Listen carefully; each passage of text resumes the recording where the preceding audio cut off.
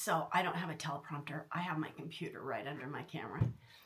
And I just read this book. It's called Consider the Cost by Russ Miller.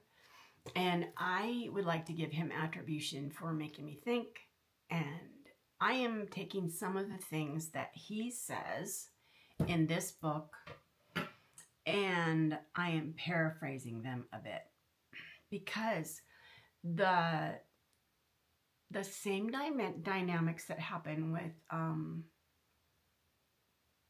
Darwinian evolution and Christianity's biblical creation, the same dynamics can apply to cults and Christianity. And so I took liberties. And I hope you stay with me. It's kind of interesting, and I've been thinking about it a lot because I love logical thinking and I love critical thinking. I'm not that good at it yet, but I want to be. And so I wrote a piece using this book, and I changed some things up, but I do want to give Russ Miller credit.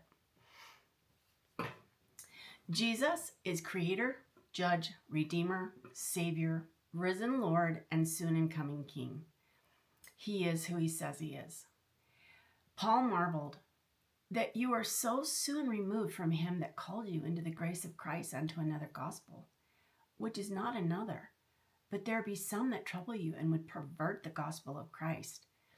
Though we, or an angel from heaven, preach any other gospel unto you than that which we have preached unto you, let him be accursed.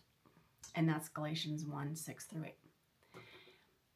Notice, it is not a completely different gospel.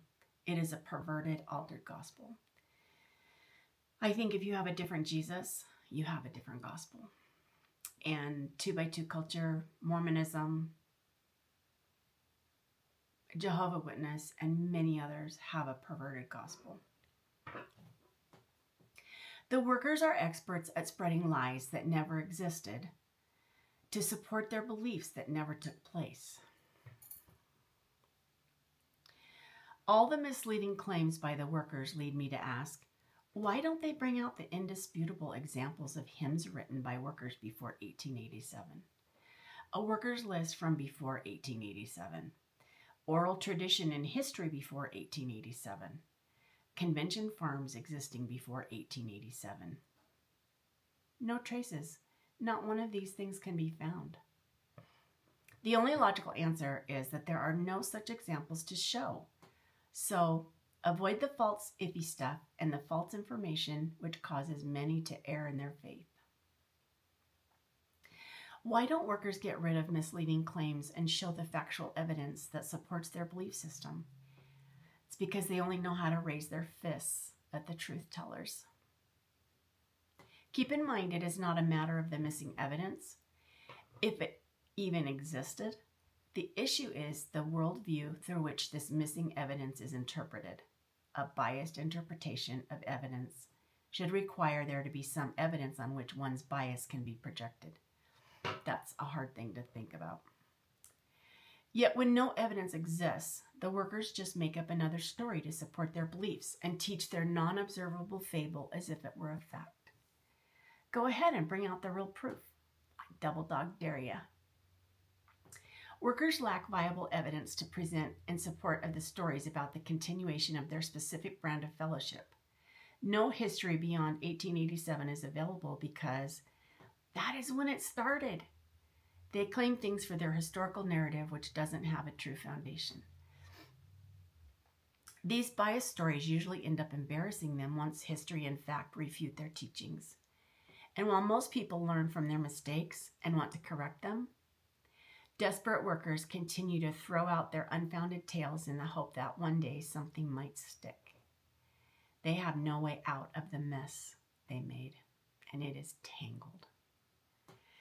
Ben Stein has a documentary called Expelled, No Intelligence Allowed, and Dr. Jerry Berman's book, Slaughter of the Dissidents, are both telling titles that fit the worker way, Friends and Workers, and 2x2 Culture's narrative.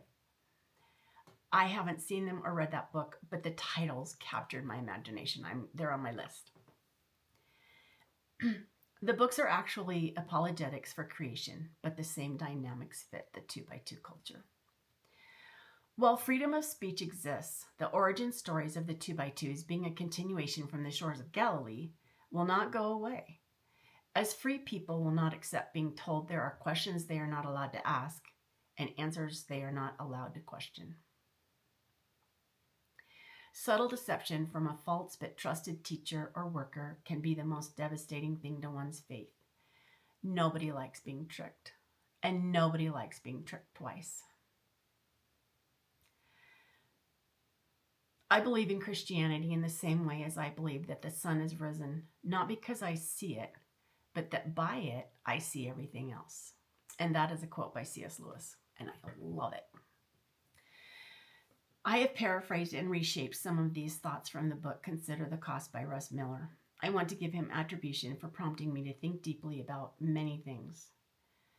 This is a great book teaching creation. I believe in a 6-day creation, literally, and the global flood, literally. Evidence is why I believe. We just got back from a Rim and Raft tour with Russ and Joanna Miller, and it was awesome. And man, once you see it, you can't unsee it. I feel like I've been born again. It was really a phenomenal trip and phenomenal teaching. Really made me think. And I did come away with a few things, and I will share them at another point. I will put this little essay down in the comments. It's kind of long, but if you want to read it, it's there. So, yep, evidence